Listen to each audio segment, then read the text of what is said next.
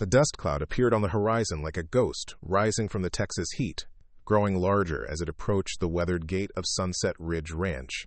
Inside that cloud, a lone figure struggled with a heavy suitcase and what appeared to be a small animal carrier, stumbling every few steps as exhaustion weighed down each movement. The sun beat mercilessly overhead, and the figure's once pristine blue traveling dress now clung damply to her frame, stained with sweat and the red dirt of countless miles.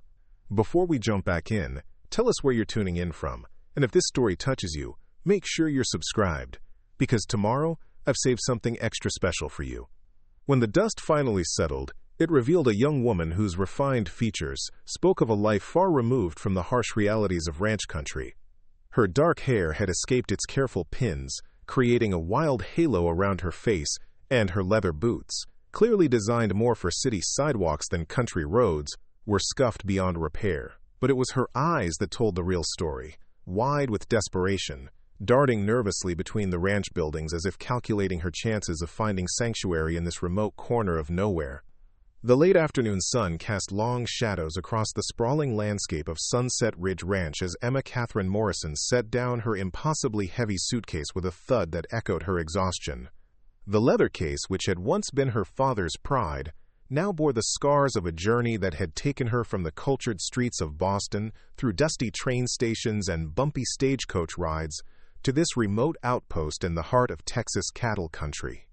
Her free hand clutched protectively at a small wicker carrier, from which came the occasional soft rustling of hay and the barely audible sound of rapid breathing. The ranch sprawled before her like something from a different world entirely.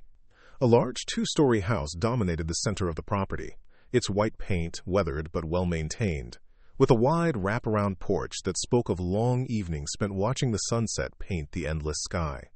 To her left stood a massive red barn, its doors thrown open to reveal glimpses of hay bales and farming equipment. Various outbuildings dotted the landscape. A bunkhouse, what appeared to be a smokehouse, corrals filled with horses whose coats gleamed in the afternoon light, and pastures stretching toward the horizon where cattle grazed in peaceful clusters. Emma had never seen so much open space in her entire life. In Boston, buildings pressed against one another like old friends sharing secrets, creating intimate courtyards and cozy neighborhoods where a person could walk to the library, the market, and the church, all within the span of a few city blocks. Here, the sky seemed to go on forever, an endless dome of blue that made her feel both insignificant and strangely liberated. A soft whimper from the carrier reminded her of her more immediate concerns. She knelt carefully in the dust, mindful of her already ruined dress, and peered through the small gaps in the wicker. Inside, a small brown rabbit cowered against the far corner, its large, dark eyes reflecting pure terror. The creature's fur, which should have been sleek and lustrous, had grown dull during their long journey, and its tiny body trembled with each breath. "I know, Oliver," she whispered, her voice hoarse from the dust and heat. "I'm scared, too. But we're here now. Surely someone will help us." The rabbit Oliver had been her father's last gift, presented to her just days before his sudden death from pneumonia had turned her comfortable world upside down. Professor Morrison had been a literature teacher at Harvard, a man whose love for books had filled their small apartment near the campus with towering stacks of volumes in multiple languages. Oliver had been rescued from a student's failed attempt at keeping a pet in his dormitory, and Professor Morrison had delighted in watching the creature hop freely around their home, often curling up near the fireplace while he graded papers or prepared lectures. When the creditors came, demanding payment for debts Emma never knew existed, they had allowed her to keep only what she could carry.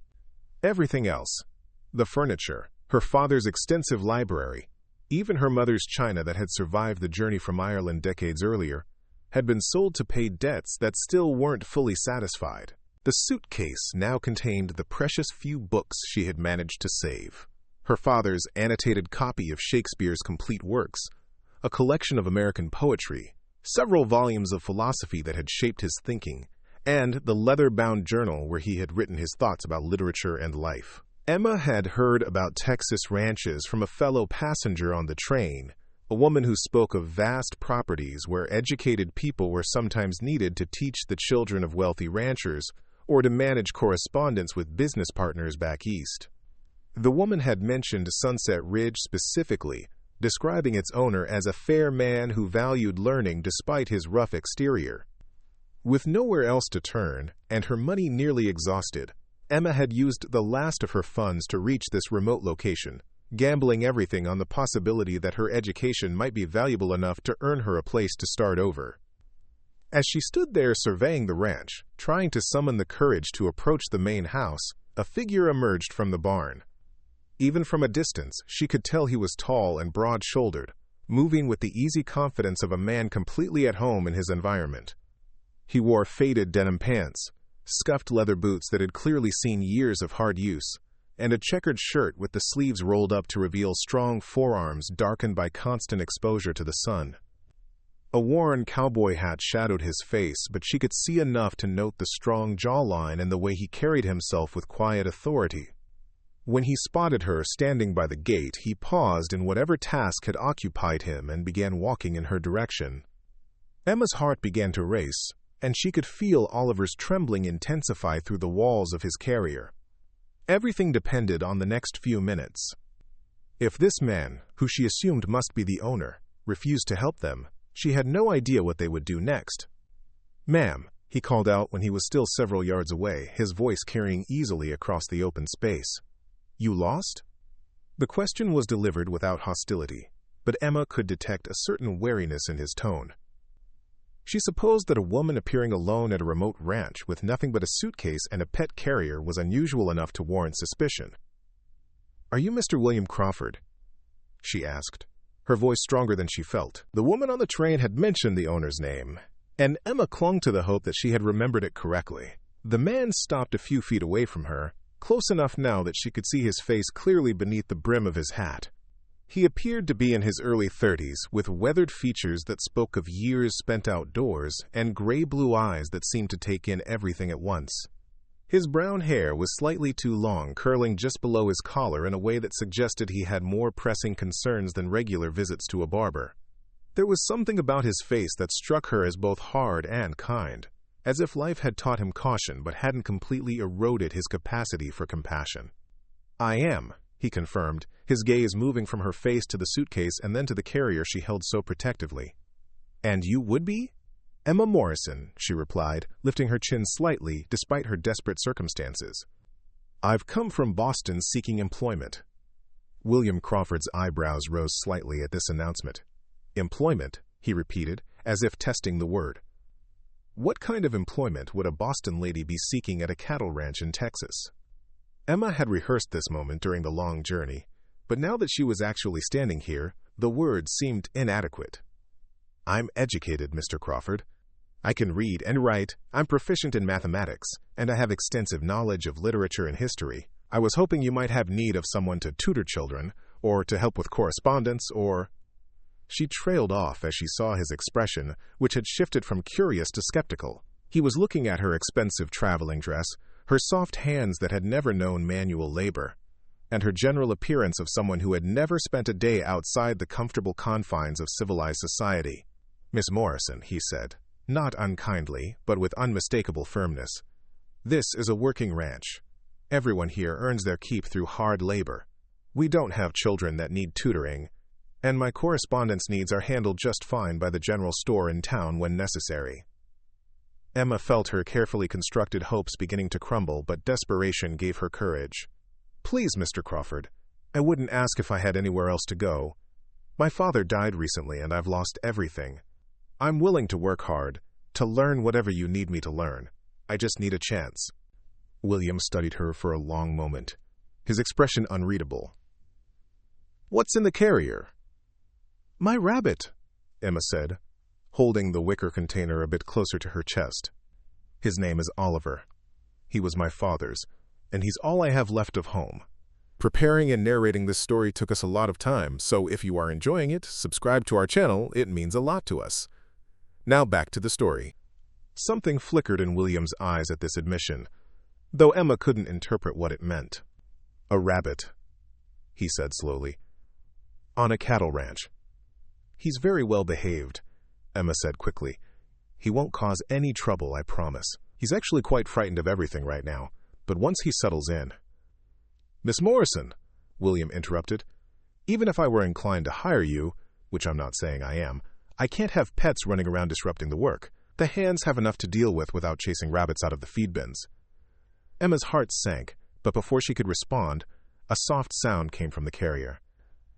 Oliver had apparently decided to make his presence known with a small, plaintive squeak that somehow managed to convey both fear and hope.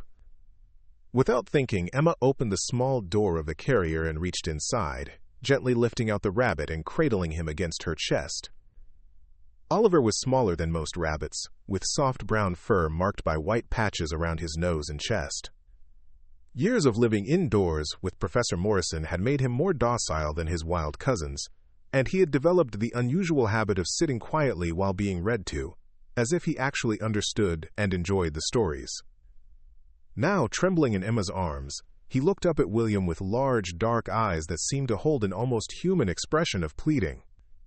"He's not just a pet," Emma said softly, stroking Oliver's fur in a gesture that seemed to calm them both. "My father used to read to him every evening." Oliver would sit quietly for hours, listening to poetry and stories. It was as if he understood every word. William's expression had changed as he watched the interaction between Emma and the rabbit. There was something about the gentle way she held the creature, the obvious affection between them, and the profound sadness in her voice when she spoke of her father that seemed to affect him in a way her earlier pleas had not. "Reading to a rabbit," he said, but his tone had lost its earlier skepticism. "I know it sounds foolish," Emma admitted, "but my father believed that all creatures could appreciate beautiful language, even if they couldn't understand it the way humans do.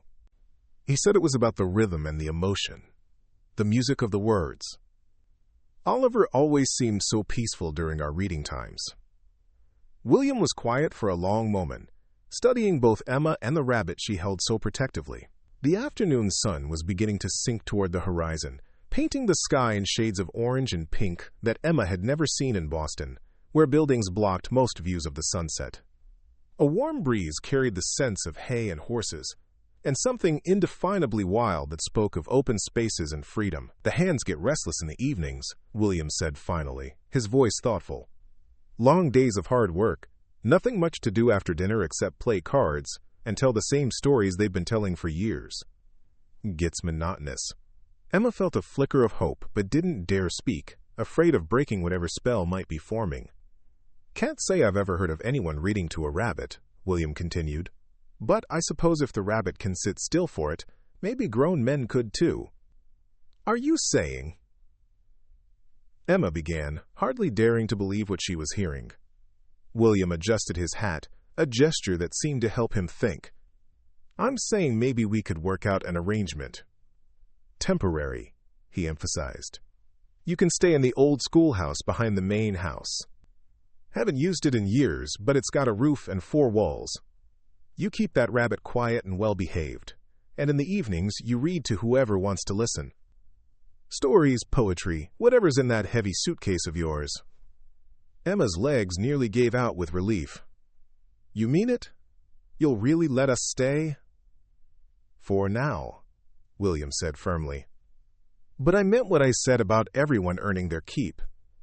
During the day, you'll help wherever you're needed. Cooking, cleaning, mending, whatever Maria needs help with. The reading is just for evenings, when the regular work is done." "Maria?" Emma asked. "My housekeeper," William explained. "She manages the house and feeds the hands. Good woman, but she's getting older and could use assistance." "You'll answer to her during the day." Emma nodded eagerly, still hardly able to believe her fortune. "Thank you, Mr. Crawford. You won't regret this, I promise." "We'll see about that," William replied, but his tone wasn't harsh. "Few things you should know right off. This is a working ranch, and we start early. Everyone's up before dawn, and there's no time for anyone who can't pull their weight. The hands are good men, but they're not used to having a lady around, so you'll need to be careful about that. And if that rabbit causes any problems at all—" "He won't," Emma assured him quickly. "Oliver is very gentle, and he's frightened of strangers anyway. He'll probably hide most of the time. As if to contradict her words, Oliver chose that moment to lift his head and look directly at William, his nose twitching as he took in the rancher's scent. For a moment, man and rabbit regarded each other with what appeared to be mutual assessment. Then Oliver did something that surprised them both. He stretched his neck forward slightly, as if offering to be petted. William hesitated, then reached out one calloused finger to gently stroke the rabbit's head. Oliver didn't flinch away, but instead seemed to lean into the touch, his trembling gradually subsiding. "Well," William said, his voice carrying a note of surprise. "That's something." Emma smiled for the first time since arriving at the ranch. "He's a good judge of character. My father always said so." William withdrew his hand and stepped back, as if remembering himself. "Come on, then. Let's get you settled before it gets dark. Maria will want to meet you, and we'll need to figure out sleeping arrangements." He picked up Emma's heavy suitcase without apparent effort, and Emma fell into step beside him, Oliver still cradled in her arms. As they walked toward the main house, she couldn't help but marvel at the strange turns her life had taken. A week ago, she had been the daughter of a respected professor, living comfortably in a world of books and academic discussions.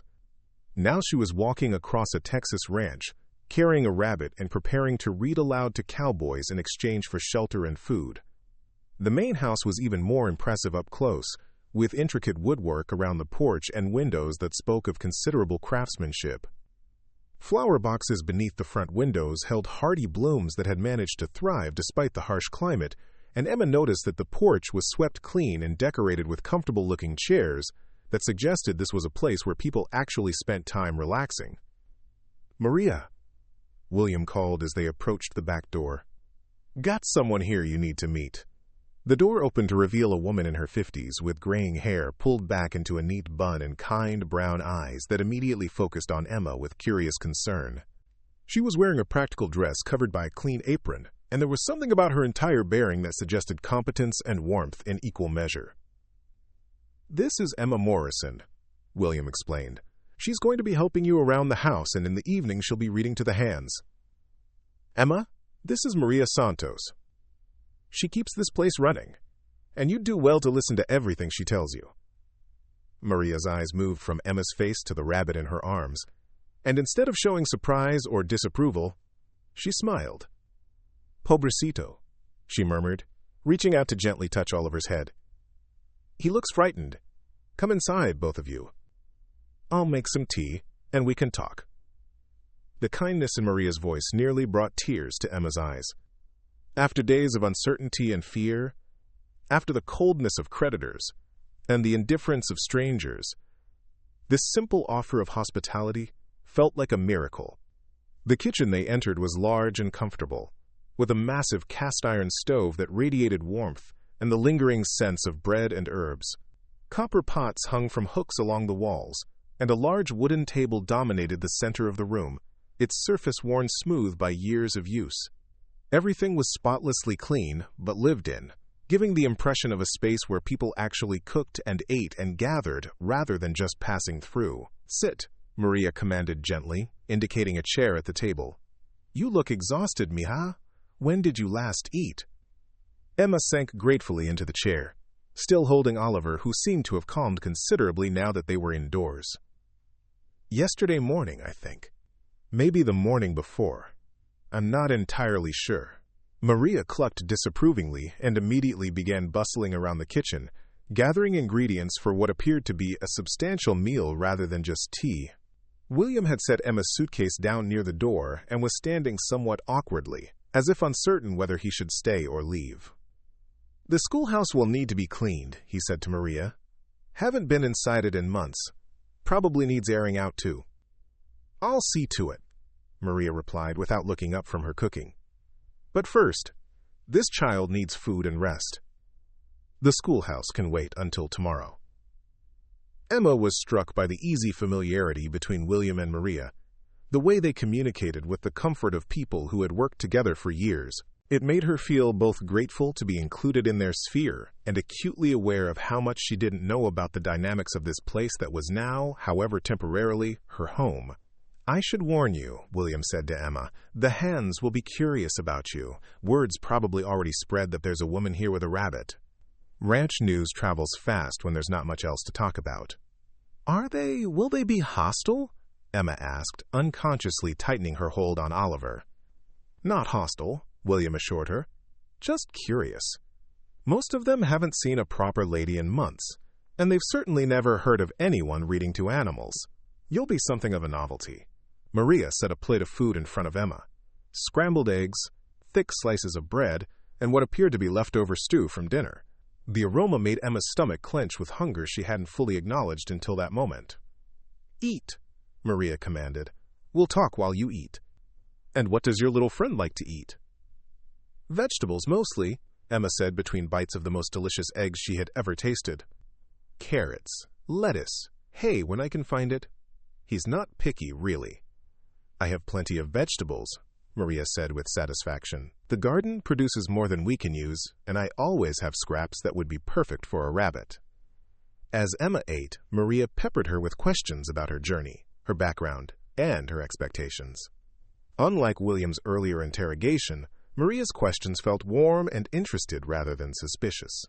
She listened with genuine attention as Emma explained about her father's death, the loss of their home, and her desperate decision to come west seeking work.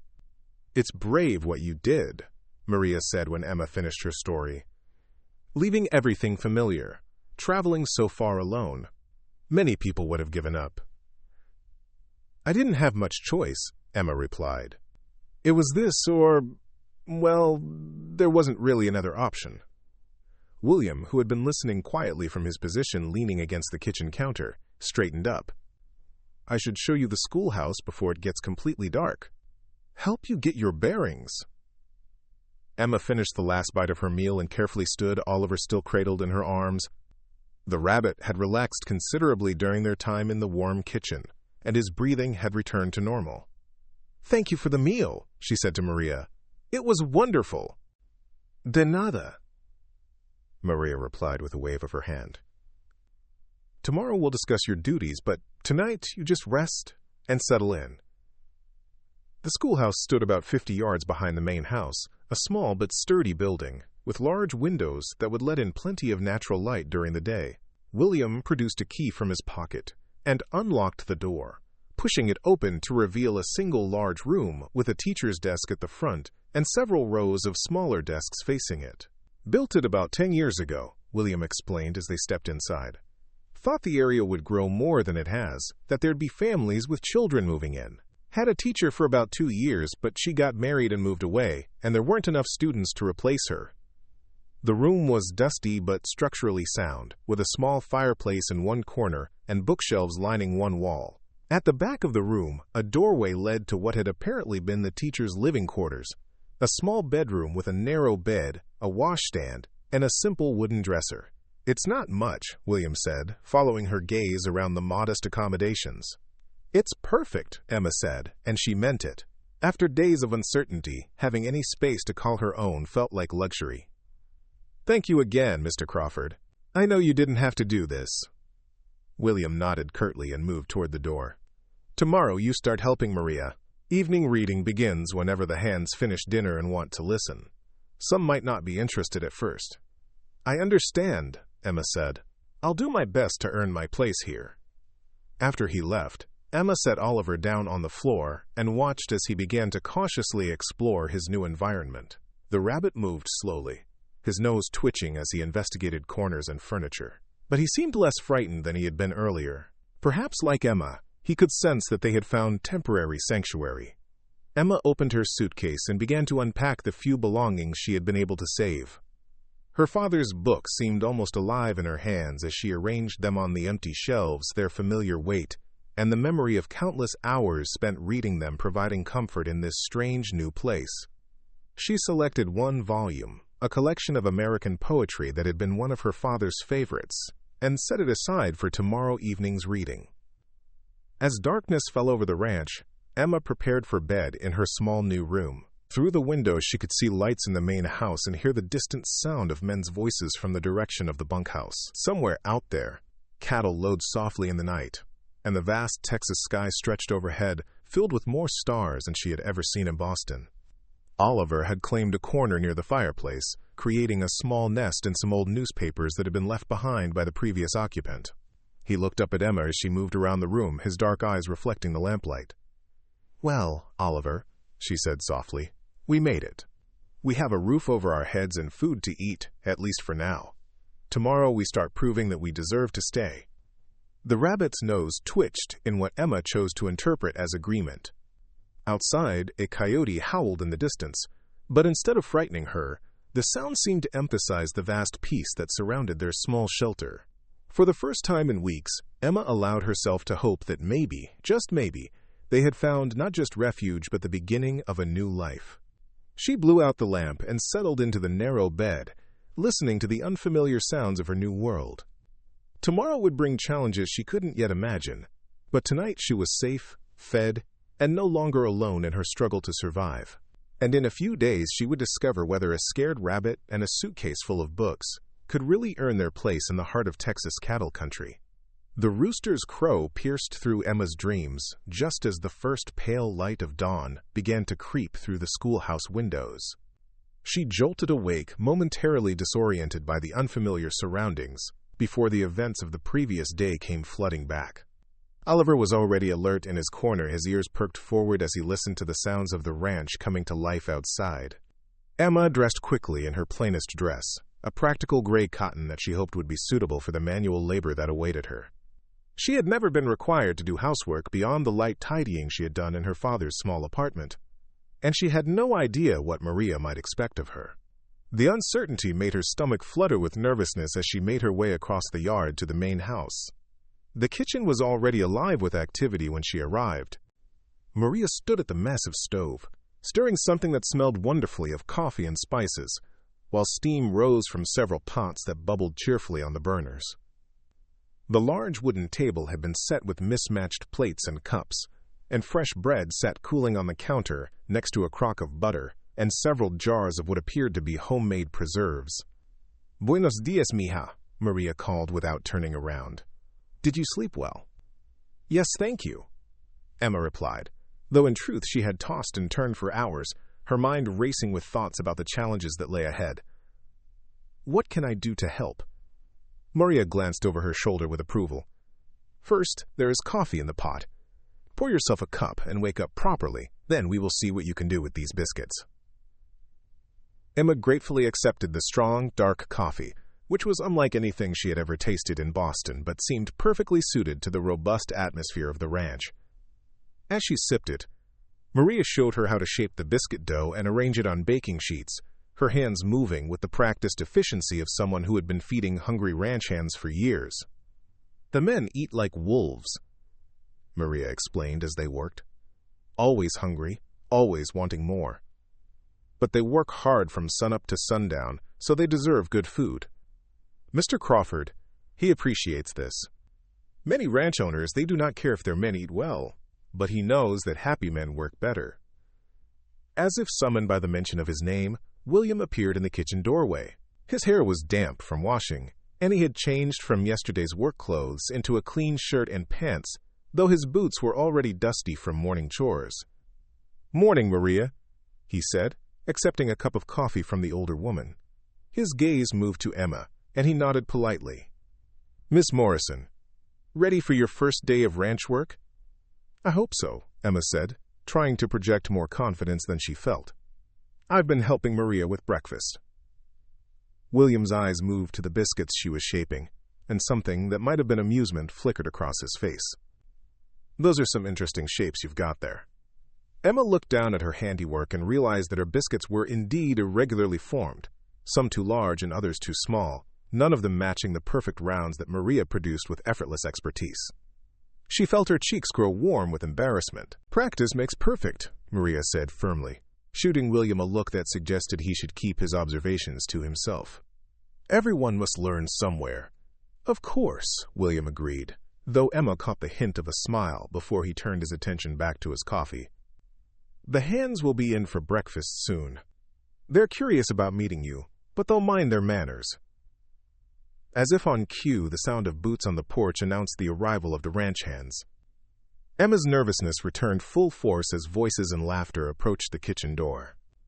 She had no idea what to expect from these men who spent their days working with cattle and horses, men whose lives were so different from anything she had ever known.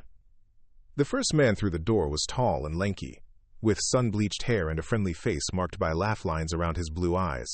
He stopped short when he saw Emma, his hat automatically coming off his head in a gesture of respect. "Ma'am," he said with a slight nod, "I'm Jake Patterson, foreman here at Sunset Ridge." "Emma Morrison," she replied, grateful that her voice sounded steadier than she felt. "I'm pleased to meet you, Mr. Patterson." "Just Jake will do fine," he assured her, then stepped aside as two more men entered the kitchen. The second man was shorter and stockier, with dark hair and the weathered hands of someone who had spent his life working outdoors. He introduced himself as Carlos Mendoza, his accent suggesting Spanish as his first language, though his English was perfectly clear. The third man, barely out of his teens, had red hair and freckles that made him look younger than his years. He mumbled his name as Tommy Walsh, and seemed almost painfully shy in Emma's presence. "These are good men," William said, addressing Emma while the hands took their places at the table. "Jake's been foreman here for 8 years. Carlos knows more about horses than anyone in the territory, and Tommy's got a gift with cattle that you don't see often in someone so young." Emma nodded, trying to memorize names and faces while helping Maria serve the breakfast. The men ate with the focused intensity of people who had already put in several hours of hard work and knew they had many more ahead of them. Conversation was minimal but comfortable, touching on the day's planned activities and the weather forecast. "Miss Morrison's going to be reading to us in the evenings," William announced as the meal was winding down. "She's got quite a collection of books with her." Jake's eyebrows rose with interest. "Reading, you say? Been a long time since I heard a good story." "What kind of books you got, Miss Morrison?" Emma felt all eyes turn to her, and she took a steadying breath before answering. "Poetry, mostly. Some stories and essays as well. My father was very fond of American writers like Walt Whitman and Ralph Waldo Emerson." "Don't know those names," Carlos admitted, "but I like stories. My grandmother, she used to tell the most wonderful tales when I was small." "Stories are stories," Tommy added quietly, speaking for the first time since his introduction. "Don't matter if they come from books or grandmothers, long as they're good ones." Emma felt a small surge of hope at their apparent interest. "I have adventure stories too. Tales of the sea and distant lands. My father believed that books could take you anywhere, even if you never left your own home." "Well now," Jake said with a grin, "that sounds right interesting. Been to sea myself when I was younger, before I came inland. Might be nice to hear about it again." The conversation was interrupted by Maria, who began clearing the table with brisk efficiency. "Enough talk about tonight," she declared. "Today we have work to do. Emma, you come with me. These men have cattle to tend." As the hands filed out of the kitchen, each touching his hat brim respectfully as he passed Emma, William lingered for a moment. "They seem to like you already," he observed. "That's good. Makes everything easier when people get along." Emma watched through the window as the men made their way toward the barn and corrals, their movements easy and purposeful. She couldn't help but admire the way they seemed so perfectly suited to their environment, so comfortable with the physical demands of their work. "They are good men," Maria said, following her gaze. "But they get lonely out here sometimes. Not many people to talk to except each other, and they have heard each other's stories many times over. Your reading, it will be a gift to them." The morning passed quickly as Maria introduced Emma to the routines that kept the household running smoothly. There was bread to be made for the midday meal, vegetables to be picked from the garden, and endless cleaning to be done. Emma's soft hands quickly developed blisters from the unfamiliar work, and her back ached from bending over wash basins and scrubbing floors, but she threw herself into each task with determination. "You work hard," Maria observed approvingly as they hung laundry on the line behind the house. "Some city ladies, they think ranch work is beneath them, but you understand that all honest work has dignity." Emma paused in hanging one of William's shirts, considering Maria's words. My father taught me that knowledge is only valuable if it serves a purpose. If my education can't help me earn my place here, then what good is it? Your education has already helped, Maria pointed out. Mr. Crawford, he values learning even though he did not have much schooling himself. He taught himself to read when he was grown, and he has great respect for those who can share knowledge with others. This revelation surprised Emma. William carried himself with such confidence and spoke with such authority that she had assumed he was well educated. Learning that he was largely self-taught made his decision to hire her for evening readings take on new significance. The midday meal was a simpler affair than breakfast, but no less hearty. The men returned to the house dusty and hungry. Their conversation focused on the afternoon's work. Emma listened as they discussed cattle movements, fence repairs, and the weather patterns that could affect their plans. It was a different kind of intelligence than she was used to, practical and immediate rather than theoretical, but no less impressive in its own way.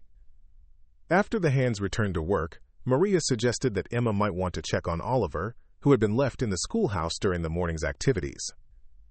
Emma found the rabbit exactly where she had left him, still nestled in his corner but looking more relaxed than he had since their journey began.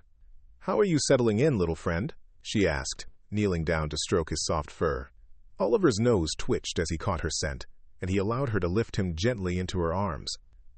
As she held him, Emma noticed that someone had left a small pile of fresh hay near his corner, along with some carrot tops that must have come from Maria's kitchen scraps. The thoughtful gesture touched her deeply, evidence that the people of Sunset Ridge were already beginning to care for her small companion. She spent a few minutes arranging her books on the shelves, selecting the volume she would read from that evening. Her father's copy of Whitman's Leaves of Grass seemed appropriate for her first performance. The poet's celebration of American life and the dignity of all work might resonate with men who spent their days under the open sky. The afternoon brought new challenges as Maria taught Emma to help with dinner preparations. The evening meal was the largest and most complex of the day, requiring coordination of multiple dishes and careful timing to ensure everything was ready when the hungry hands returned from their work. Cooking for ranch hands is different from cooking for a family, Maria explained as they worked. Everything must be hearty and filling, but it must also taste good. Men who work hard, they deserve food that gives them pleasure as well as strength. Emma watched in fascination as Maria transformed simple ingredients into a feast that filled the kitchen with mouth-watering aromas. There was a large pot of beef stew simmering with vegetables from the garden, fresh bread warm from the oven, and an apple pie that made Emma's stomach growl with anticipation. As the sun began to sink toward the horizon, painting the sky in brilliant shades of orange and pink, the men began to drift back toward the house. Emma could hear them talking and laughing as they washed up at the pump near the kitchen door, their voices carrying the easy camaraderie of people who had worked together long enough to function as a team. Dinner was a lively affair, with conversation ranging from the day's accomplishments to plans for the coming week. Emma found herself relaxing as she listened to the men talk, their humor and obvious affection for one another creating a warm atmosphere that reminded her of the faculty gatherings her father had occasionally hosted in their Boston apartment. "So, Miss Morrison," Jake said as they finished the meal, "you ready to give us that reading you promised?" Emma felt her nervousness return in full force. "If you'd like to hear it," she said, trying to sound more confident than she felt. "I thought we might start with some Walt Whitman. He wrote about America and working people, so it seemed appropriate." "Never heard of him," Carlos admitted, "but I'm willing to listen." The men followed Emma out to the porch, where the air was beginning to cool, and the first stars were appearing in the darkening sky. She had brought her father's book and a lantern to read by, and she settled into one of the comfortable chairs while the men arranged themselves on the porch steps and railing. For a moment, Emma sat in silence, looking out at the faces turned expectantly toward her. These were good men, she realized. Men who had welcomed her into their world with generosity and kindness, despite her obvious inexperience with their way of life. They deserved her best effort. "This is called Song of Myself," she began, her voice gaining strength as she opened the familiar book. "It's about celebrating all the different kinds of people who make up America." She began to read, her clear voice carrying across the porch and out into the peaceful evening air. At first, she was conscious of her audience, aware of their shifting positions and occasional glances at one another. But as she continued, she began to lose herself in the familiar rhythms of Whitman's verse, the way the words seemed to capture the vastness and energy of the American landscape. The men grew still as they listened, drawn into the poet's vision of a country built by the labor and dreams of ordinary people. When Emma read the lines about the carpenter, the mason, and the farmer, she could see recognition in their faces, an understanding that this long-dead poet was speaking about them and their lives. When she finished the first section, there was a moment of silence. Then, Jake cleared his throat softly. "That's something," he said quietly. "Makes a man think about his place in the world differently." "Read some more," Tommy requested, his usual shyness forgotten in his obvious interest. "That part about the different kinds of work. It made me think of my pa back in Missouri. He was a blacksmith, and he always said there was honor in any job done well." Emma smiled and turned the page, finding another section that she thought might speak to her audience. As she read, she became aware that William had joined them, settling quietly into a chair at the edge of the porch. His presence made her heart skip a beat, but she forced herself to concentrate on the words, on the music and meaning that her father had taught her to hear in great poetry. The evening passed quickly, with Emma reading from several different sections of Whitman's work. The men listened with attention that surprised and pleased her, occasionally asking questions about unfamiliar words or requesting that she repeat particularly striking passages. When she finally closed the book, the night had grown cool and the stars were brilliant overhead. "Thank you, Miss Morrison," Carlos said as the men began to drift away toward the bunkhouse. "That was better than I expected. Made me think of things I hadn't considered before. Will you read again tomorrow night?" Tommy asked hopefully. "If you'd like me to," Emma replied, touched by their enthusiasm. One by one, the hands said their goodnights and headed off to their quarters, leaving Emma alone on the porch with William. For a moment, neither of them spoke, comfortable in the peaceful silence of the evening. "That went well," William said finally. "Better than I expected, honestly." The men seemed genuinely interested. "They were very patient with me," Emma replied. "I wasn't sure how poetry would be received, but they seemed to connect with Whitman's ideas about the dignity of work." William nodded thoughtfully.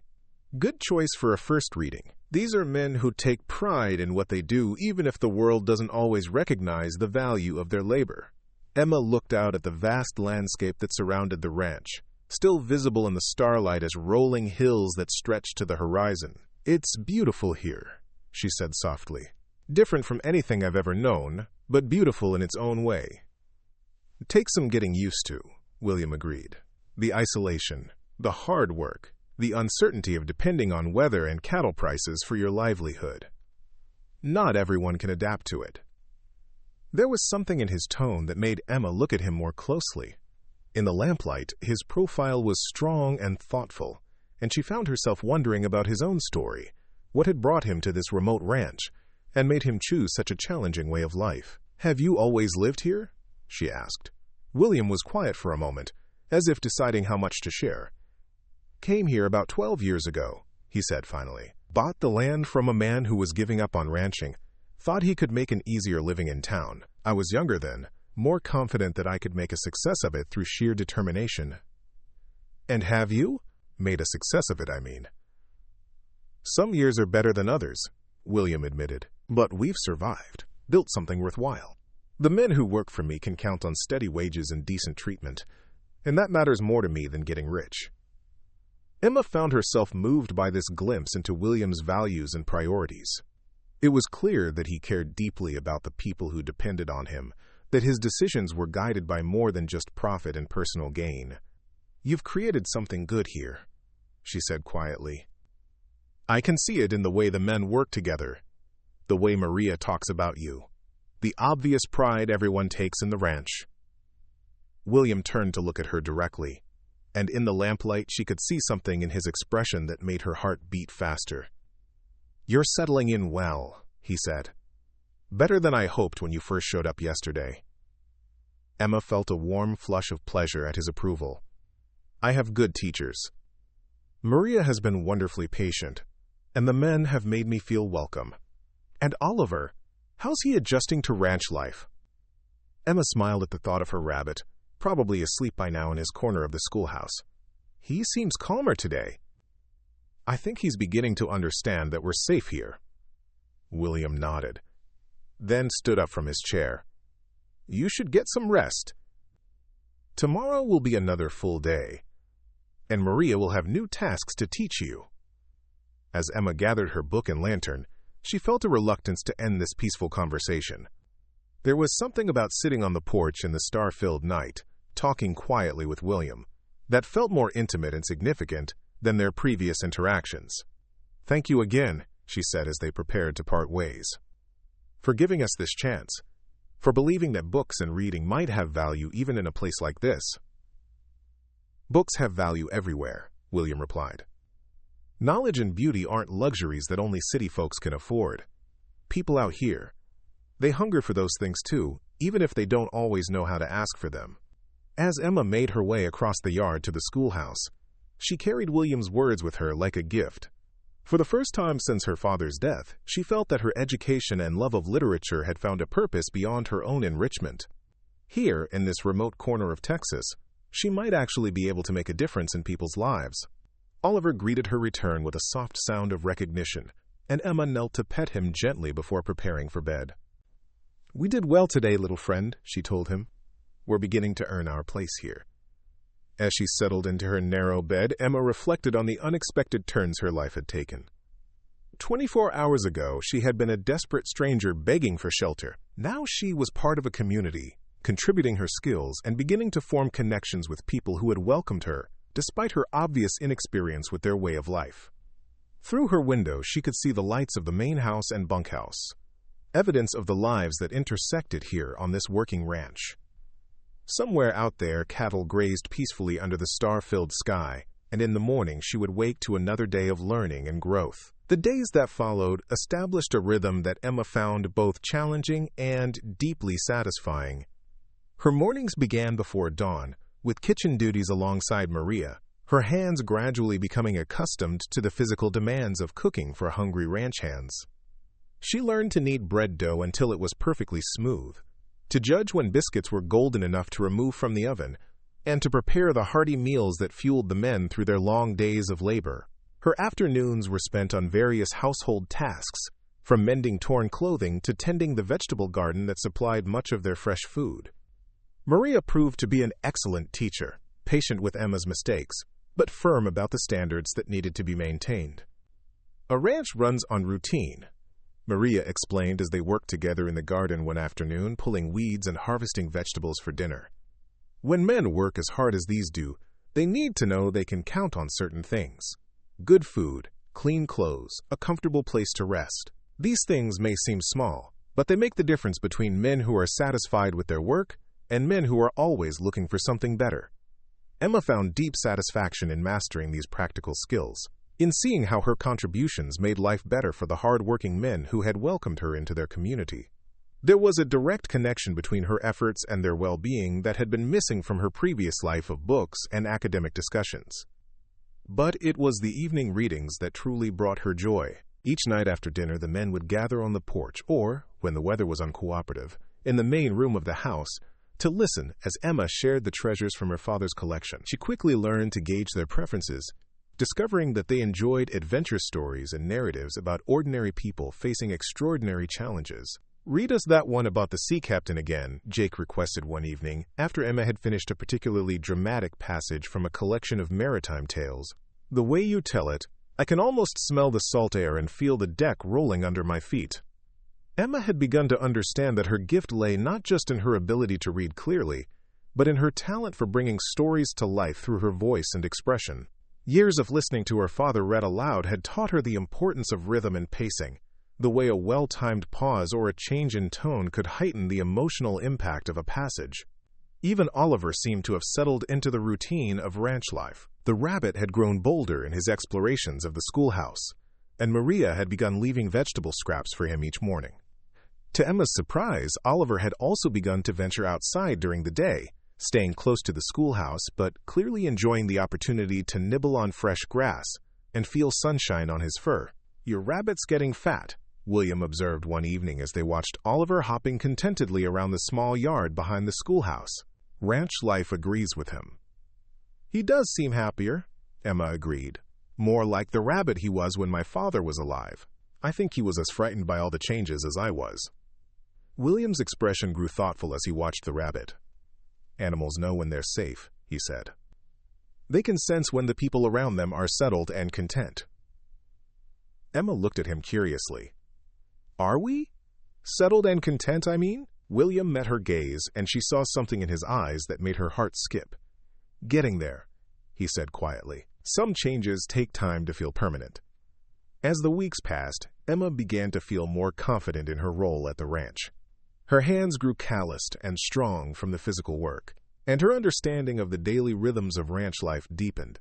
She learned to anticipate the men's needs, to have coffee ready when they came in from early morning chores, and to prepare the hearty meals that would sustain them through long days in the saddle. More importantly, she began to feel that she truly belonged at Sunset Ridge. The men no longer treated her as a curiosity, but as an integral part of their community. They sought her advice on letters they needed to write, asked her to help them with calculations related to their work, and treated her evening readings as an essential part of their daily routine. "You've made quite an impression," William told her one evening as they walked together toward the schoolhouse, after another successful reading session. "Jake told me yesterday that the men look forward to the stories almost as much as they do to Maria's cooking."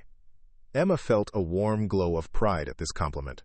"They're a wonderful audience, so attentive and appreciative. I've never had listeners who were so engaged with the stories. They're not used to having their minds challenged in ways that don't involve cattle or horses," William said. "You've opened up new worlds for them, given them things to think about and discuss beyond the day-to-day concerns of ranch work." As they reached the schoolhouse door, Emma turned to face William, suddenly aware of how natural it had become to spend these quiet moments together each evening. Over the weeks, their conversations had grown more personal, touching on their hopes and dreams as well as the practical matters of ranch life. "I have something to tell you," William said, his voice carrying a note of seriousness that made Emma's pulse quicken. "I've been thinking about making some changes around here, and I wanted to discuss them with you first." Emma felt a chill of apprehension. Had she done something wrong? Was he planning to ask her to leave? "What kind of changes?" she asked, trying to keep her voice steady. William seemed to sense her worry, and his expression softened. "Good changes," he assured her quickly. "At least, I hope you'll think they're good. I've been considering expanding the ranch's operations. Maybe adding some sheep to complement the cattle. It would mean more work, but also more stable income." Emma felt relief wash over her, followed by curiosity. "That sounds like a wonderful opportunity. But why did you want to discuss it with me?" William looked down at his boots, suddenly seeming younger and less certain than his usual confident demeanor suggested. "Because any major changes to the ranch would affect everyone who lives here, and you're part of that now. Your opinion matters to me." The simple statement carried more weight than Emma had expected, and she found herself deeply moved by the implication that he valued her input on such important decisions. "I think it sounds very promising," she said finally. "And I appreciate you including me in the discussion. It makes me feel like I truly belong here." William looked up at her then, and in the lamplight she could see something in his expression that made her breath catch.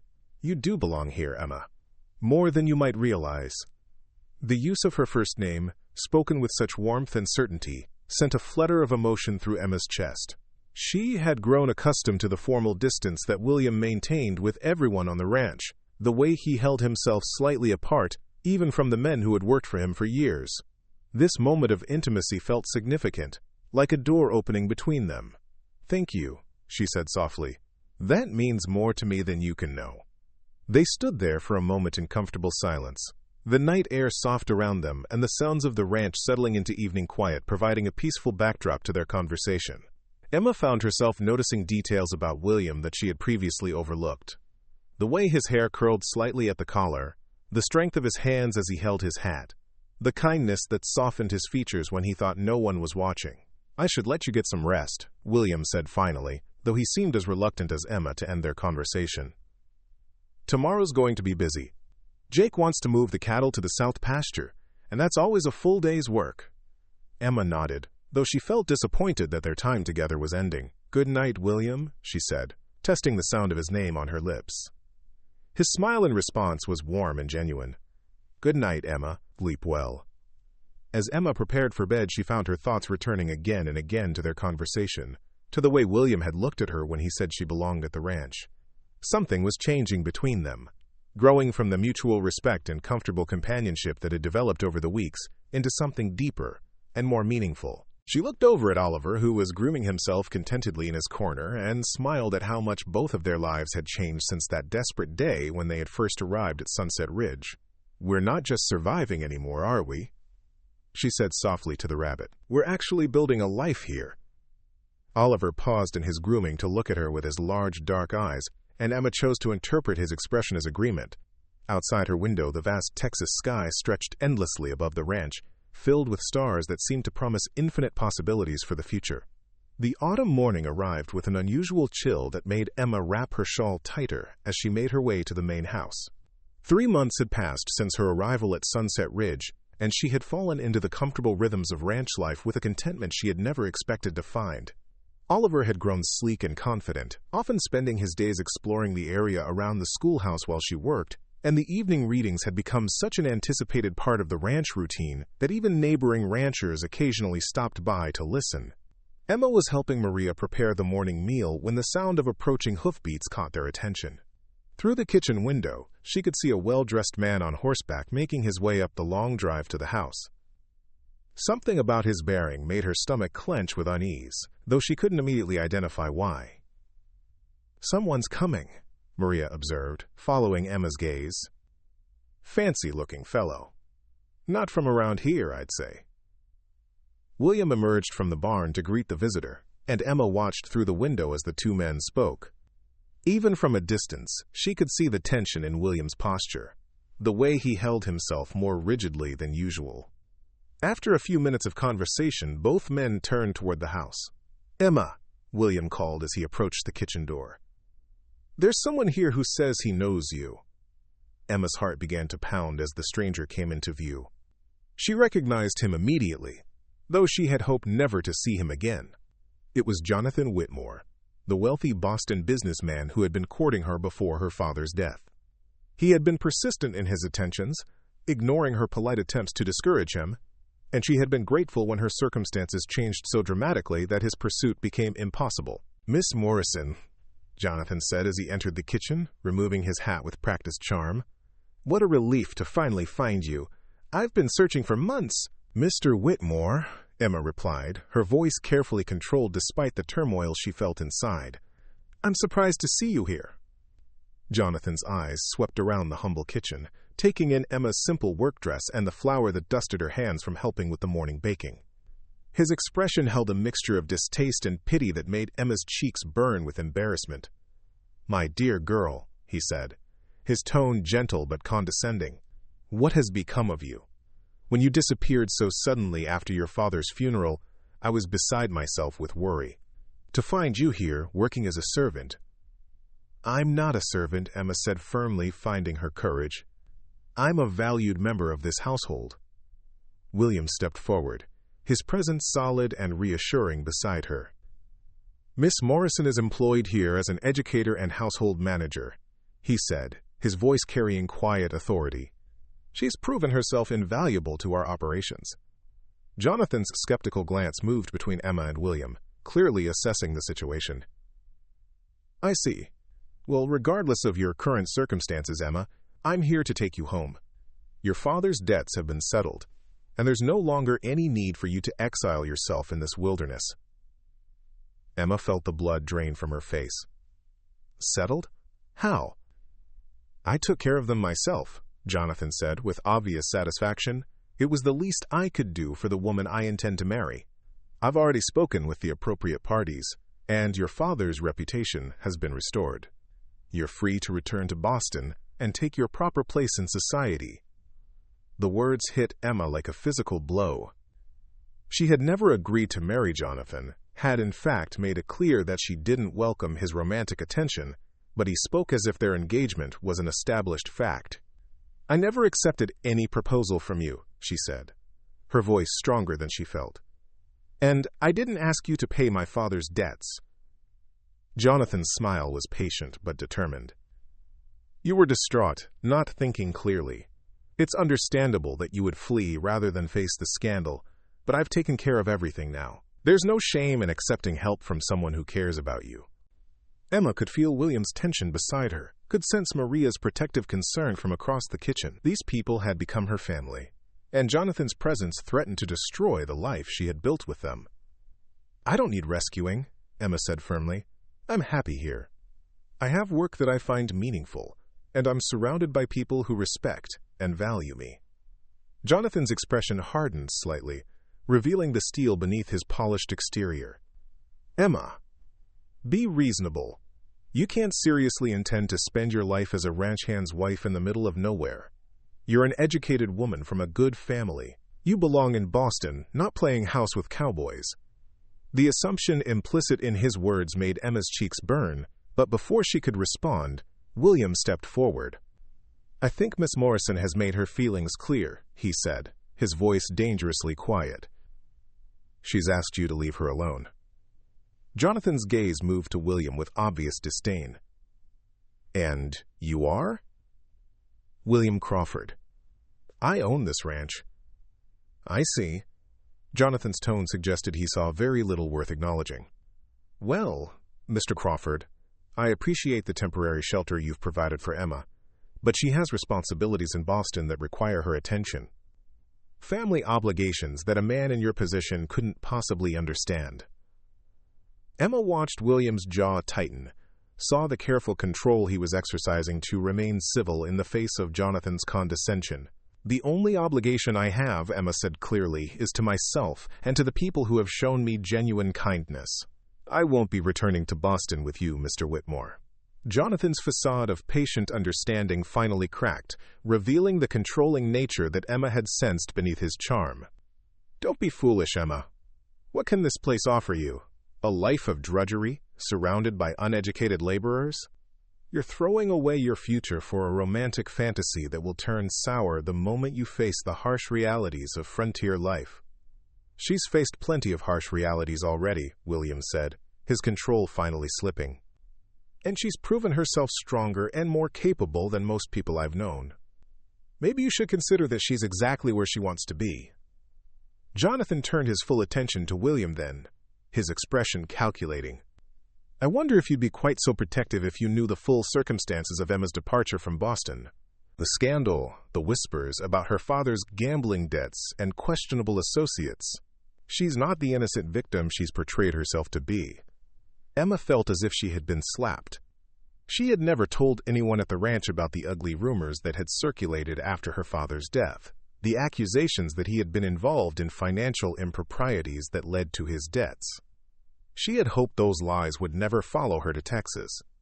"My father was a good man," she said, her voice shaking with emotion. "Whatever people said about him after he died, it wasn't true." "Of course it wasn't," William said firmly, his faith in her clear and unwavering. "Anyone who spent 5 minutes with you can see the kind of person you are, the values your father instilled in you."